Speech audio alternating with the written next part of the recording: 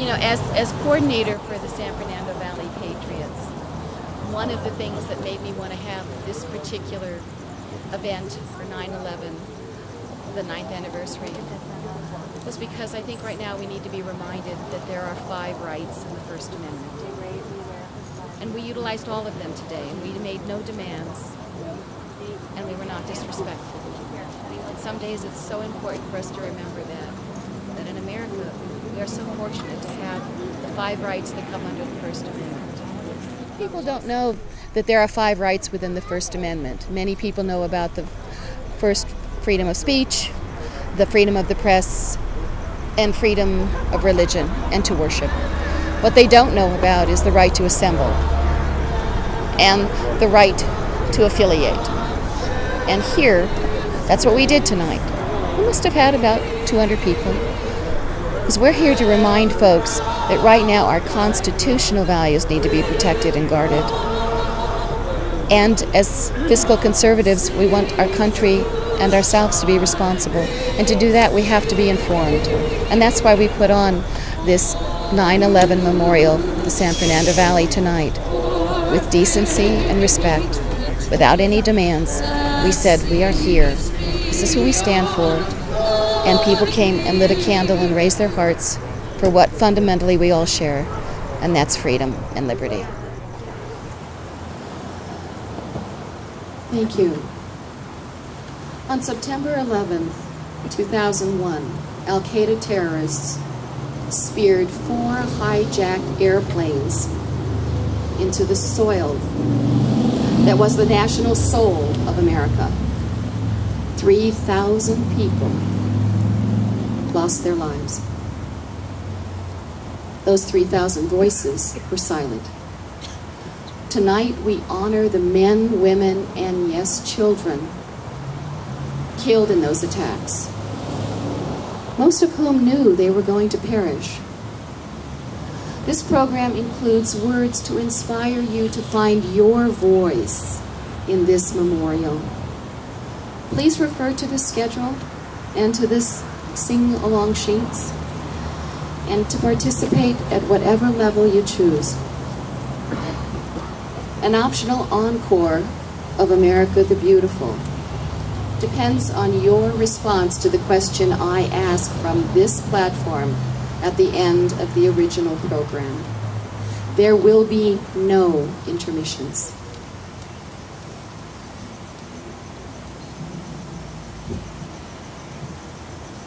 In less than 2 hours, in less than 2 hours on the morning of September 11th. Oh, I'm sorry, we're going to sing? Let us all rise to sing our national anthem together.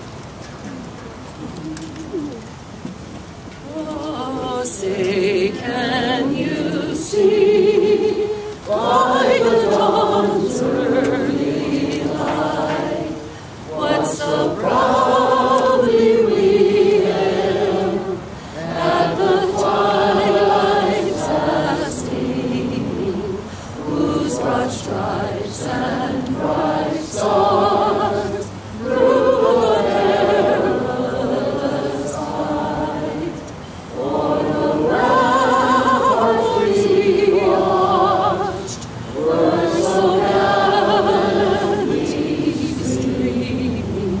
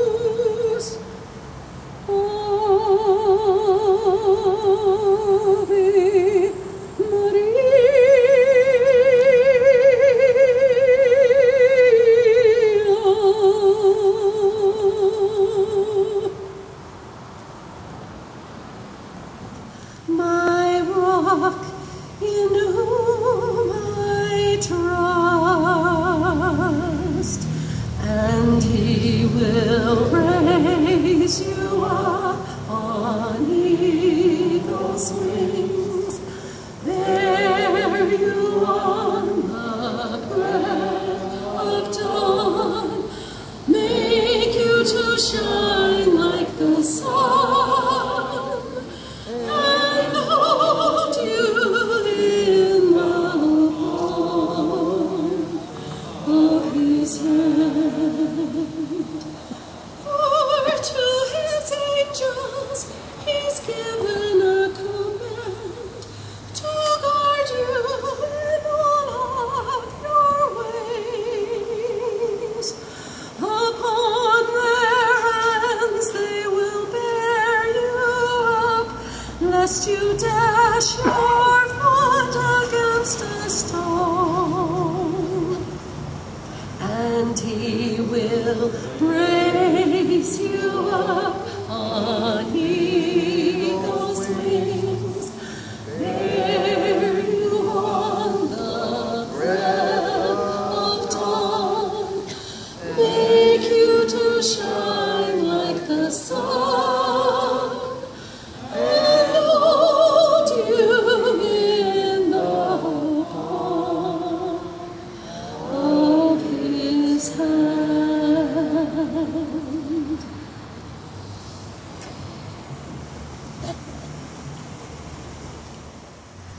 Greg attended nursing school where he met his wife Catherine, and although he did not go into practice, he completed the courses and became a registered nurse. Now I'd like to speak for Greg's wife, Christine, in her own words. 9 years have passed since the world was diminished by the loss of so many good people, most particularly for me, my brave and wonderful husband, firefighter Greg Buck. Not a day goes by that I don't think of him and ask him to watch over me. No matter how many years go by, the wound remains and will never heal. I would walk gladly through the gates of hell just to tell him one more time how much I love him and how blessed I am that he chose to share his life with me. Greg, I'll see you when I get there. Be waiting for me. Love, Christine.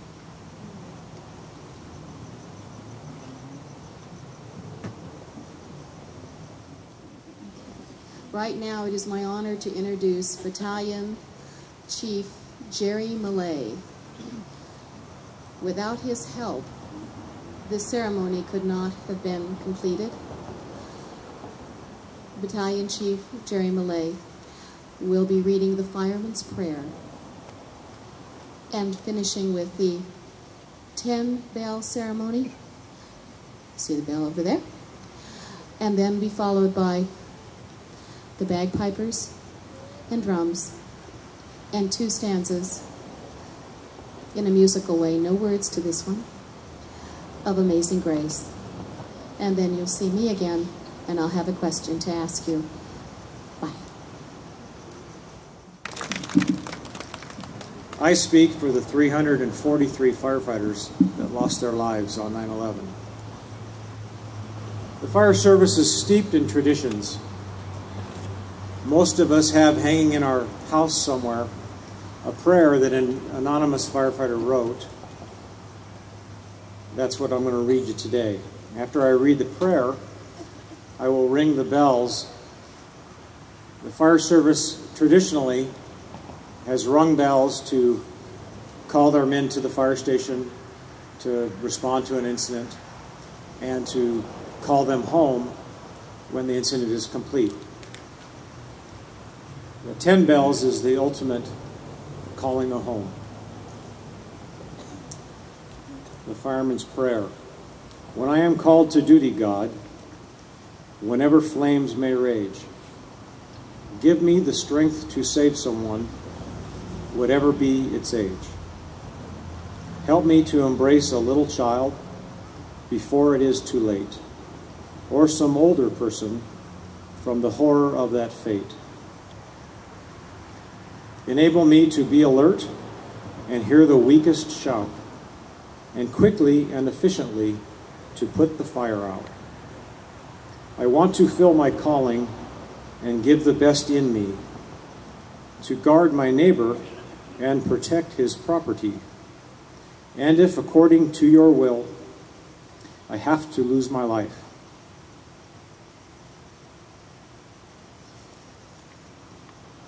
Please bless with your protecting hand my children and my wife. Sorry, that always chokes me up.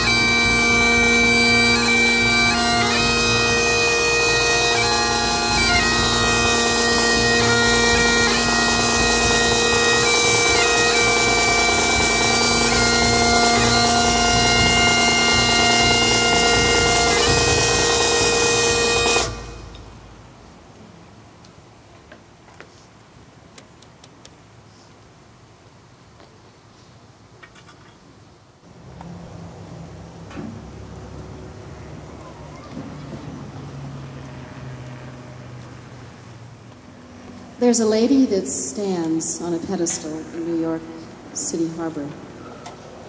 Her name is Liberty. At the base of her platform are the last few stanzas of a poem called The New Colossus, written by a woman whose last name is Lazarus. The last few lines are, "Send these, the tempest tossed to me. I lift my lamp beside the golden door." Those of you who have a lamp still burning, if you lift your lamp up, we will get an encore of America the Beautiful. Thank you.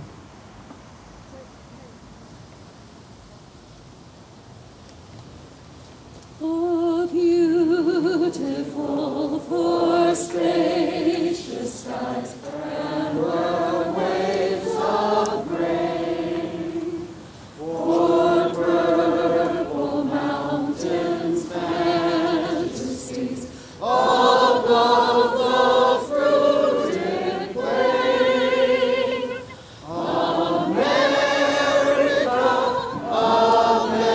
America, God shed His grace on thee, and crown thy good with brotherhood from sea to shining sea. Oh, beautiful for patriot dream that sees beyond the years. Thine alabaster cities gleam, undimmed by human tears. America, America, God shed His grace on thee, and crown thy good with brotherhood from sea to shining sea. Amen.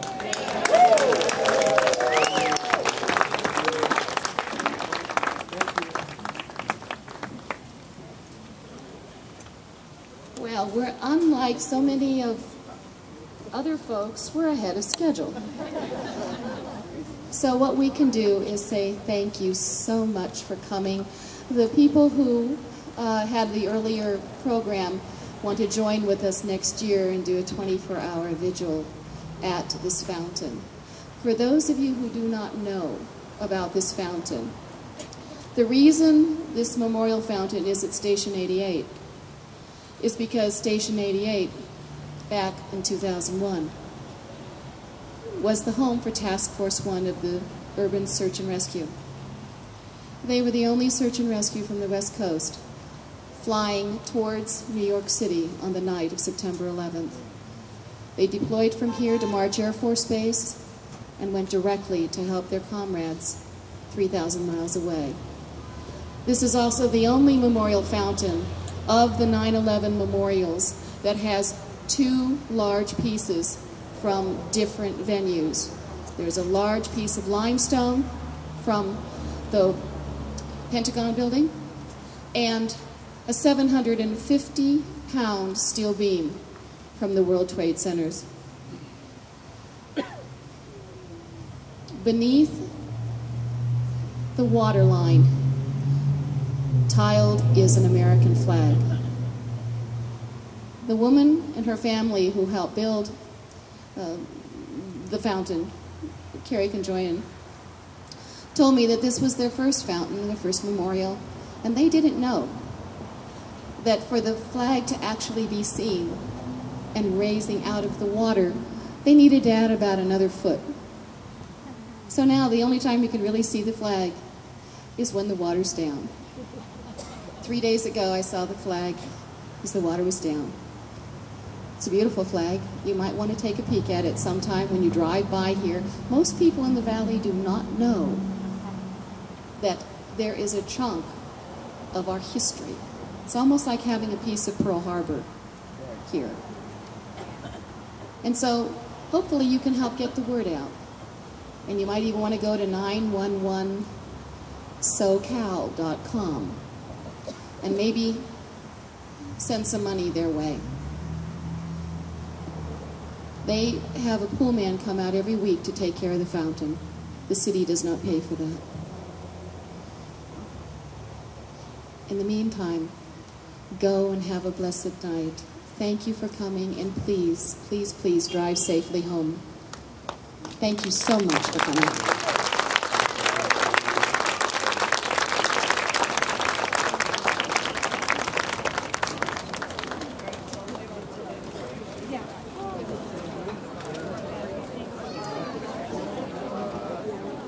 What saddens me is that myself and a very small handful of private citizens put together this very public event. And I absolutely believe that 9/11 should become a declared national day of mourning.